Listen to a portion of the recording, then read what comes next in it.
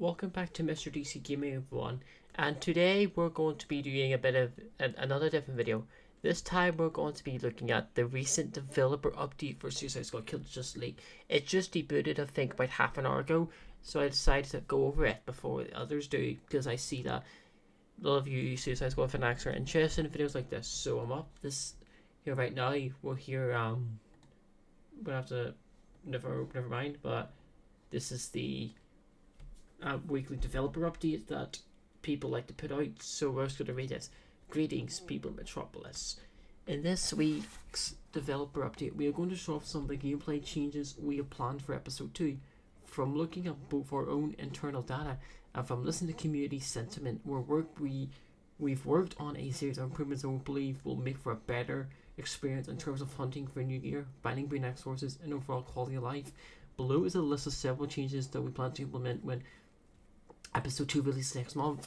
So basically what they're saying is that that based on player reception and community reception, they are making changes to stuff. So we're gonna go over here. So the first is Infamy tier rework. Let's talk Infamy sets. Notorious items and loot rollout. Our intent with the distributing the Infamy set tiers and Notorious items across our mastery levels was to have a more gentle onboarding to the increasing complexity of the Infamy set build configurations. The intent was basically said that as you progress through the mastery levels, the content will get harder, but you would get Infamy sets to counter that. And as long as you play into your build, you wouldn't really struggle until you hit the higher mastery levels. Having the most build permutations happen at the later mastery levels meant that we didn't really get the build meta going until very late in our endgame, which left many players wonder where all that juicy build construction was hiding. With episode 2, we're turning that completely on its head. All Infamy set tiers and Notorious items will be possible to acquire starting from mastery level 1. You can still rely on the episode rank rewards to predictably and reliably give you all the loot that the episode has to offer, but you now have a chance to get a tier 3 Infamy set item drop from Mastery 1. In addition to this, we're changing our philosophy when it comes to the Infamy set tiers. Our original intent was that tier 1 was the easiest to play, but also the lowest power potential, and tier 3 was the hardest to play but had the highest damage potential, of course. The way our mastery levels are balanced at higher mastery levels, that meant that tier 3 was pretty much the only visible Infamy set. Our new philosophy is essentially to flatten the power difference between the tiers and create space between the tiers and how much freedom they offer. In episode 2, each tier 1 Infamy set will be designed around a few specific playstyle. You'll see that 1 or 2 core mechanics are buffed, and keeping uptime on those buffs won't be a challenge. That means optimal tier 1 play will encourage you to master those specific core mechanics, and if you can handle that, you'll be able to reach damage outputs that were previously only possible with a tier 3 set. On the other end of the spectrum, tier 3 gear will be the most flexible in terms of core mechanics. Our goal is that you can leverage pretty much any playstyle using a tier 3 set. However, it will be the most complex Infamy style when it comes to uptime. You'll have to use all your skills to keep the buffs going, but the payoff will be that you will have much more freedom in which core mechanics you use. Tier 3 sits somewhere in the middle. When episode 2 launches, we'll be watching closely to see how this new approach to Infamy set is working, so stay tuned for more tweaks in future updates. Okay, so you guys can let me know in the comments what you all think of the Infamy tier rework thing. Does this paint a good one? For me, yeah, it's good for me. The next one is introducing new grades of master items. With the flattening of the Infamy set tiers, we want to make sure there's still something to chase in the later mastery levels. That's why we're introducing an additional 4 master grades for a total of 5 that Infamy and Notorious items can drop with. Each grade will be more powerful than the last, and you can expect the highest master 5 to only drop from very high mastery levels, which means that the stuff you get, you'll have to get a higher level to complete it, which means that you'll have to be a pro at it, which I'll probably get soon enough. Corrupted items. One piece of feedback we've heard since launch is that players didn't have enough reasons to play the Mayhem missions after beating them for the first time. We think we have just the right reward for you to fight for. Introducing corrupted notorious items. These twisted pieces of gear have been subjected to the Elseworlds' corruption, changing their unique augment to provide a warped and seriously powerful version of the weapon. Being able to build around these corrupted effects is a path to see to some of the highest power in the game. So corrupted notorious items will be very rare drops on the episode 2 Mayhem mission, but trust us, their power will be worth it. To give an example, we'll have to give you a peek at one of the upcoming Notorious Items episode 2, Firefly's Firestorm. The standard version of this red hot grenade sets all enemies hit on fire and increases the radius of your next grenade by 50%. For each enemy you burn up to a maximum of 200, which means that it'll damage more and it'll set on fire. Also, the fact that it says that they're actually listening to players means that we need to comment more stuff to get something like this. So if you guys want, more updates and more them do this more, let them know what it is you want. And so the corrupted version turns up the heat even more. It burns every enemy hit, but instead of increasing the blast radius, instead the damage of your next mage each is buffed by 200% for each enemy you burn, up to a maximum of 1000%. This is just a taste of the power you'll be able to harness with corrupted items. If you're brave enough to face Brainiac to find them, you expect more of these items too in future episodes. Breaking down items for mission complete. Okay, this is something that intrigues me. We're really happy to announce that with the launch of episode 2, you'll be able to break down items straight from the Batpod drop in the mission reward screen. This is the first of several quality of life changes that we plan for our inventory system. So watch out for more info here in future developer updates. So you'll be able to break down the rewards you get for mission complete. So that's cool.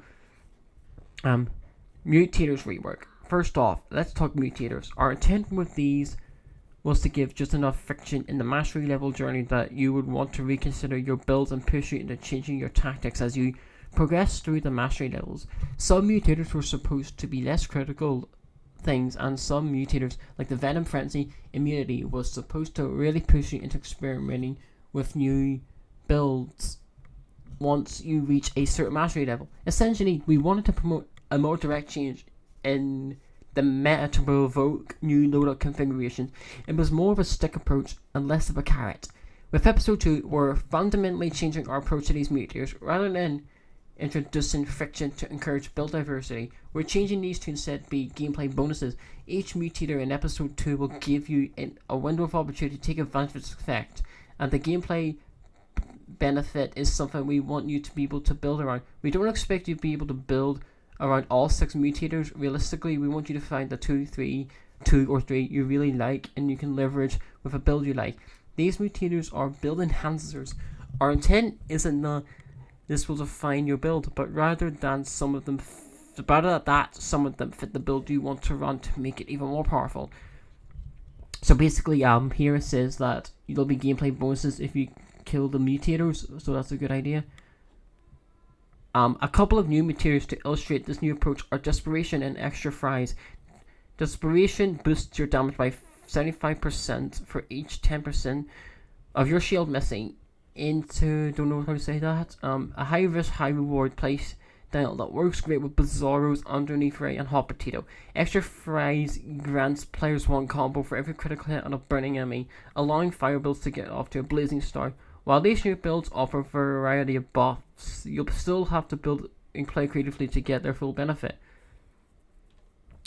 New incursion mission mechanics. Let's move to our incursion missions. Our original intent with these mission types was to give you all a known foundation, activating mechanics, and that the enemy types, infusion types, your character's traversal mechanics, and your build, weapons, weapon types, gear, afflictions, etc. will provide the variety in terms of how you approach the encounter. That variety was then supposed to change up as you progress through the mastery level with the introduction of mutators. Your build will change, and that will be different for each incursion mission as you process through the mastery levels. Again, we will use more of a stick approach and less of a carrot, with friction into the system to encourage change of builds and tactics.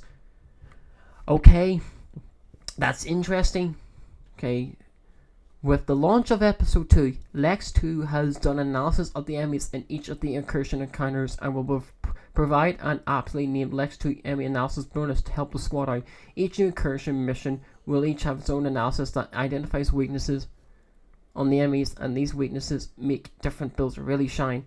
During this analysis of the mission, funny pages, Lex 2 has discovered that burnt enemies will take double damage from all sources. Time for the Joker to go out there and turn up the heat.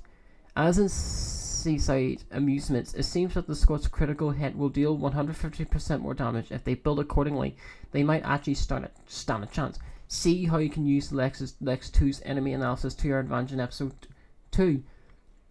Crafting recipes from previous episodes. Another quality of life episode feature for Episode 2 will be adding crafting recipes for most of the legendary items you can find in Infinite Crisis and Episode 1. Now you can straight up craft them even if you haven't received them as a loot drop. This only applies to gear from previous episodes, so the latest and greatest loot is exactly where you'd expect it, in mission rewards. Okay, there's that. Crafting master items. One additional thing we're adding to crafting in Episode 3 is that there's now a chance for items to be crafted as master items. That means there's a chance you'll get a master version of an item each time you craft it, which of course is true for all crafting recipes. Regardless of the episode they were introduced in, for the higher grade versions of items, Master 2 to 5, you'll still have to venture into the Elseworlds to score them. However, lower Prometheum cost for missions. In Episode 2, we'll be doing a pretty big balancing change to all Prometheum costs across incursion missions, mayhem missions, and killing time missions. This is the first step in a deeper review into our different currencies and their use, but is intended to cut down the time you spend gathering Prometheum before your squad can take on the more serious missions.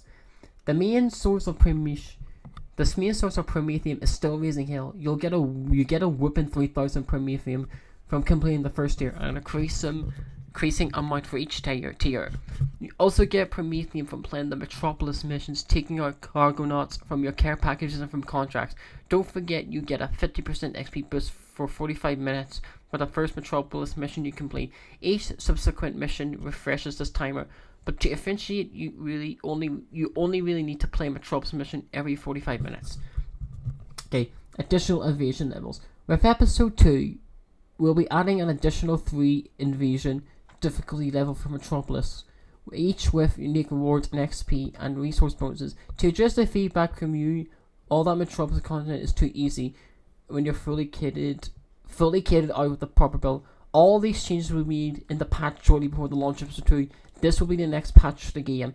We're eagerly looking forward to implementing these changes and hope you're enjoying your time in the Elseworlds. Until then, and Darroch and the Rocksteady team.